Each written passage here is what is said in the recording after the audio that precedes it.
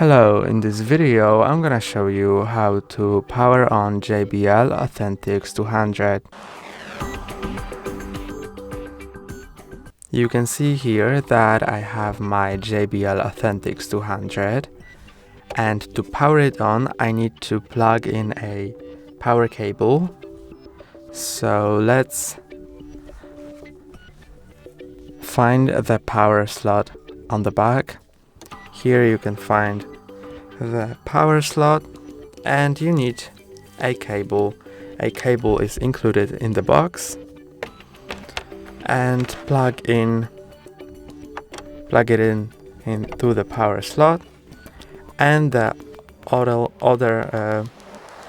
other part put it in a power socket. After you've put it in the power socket, this light should come up,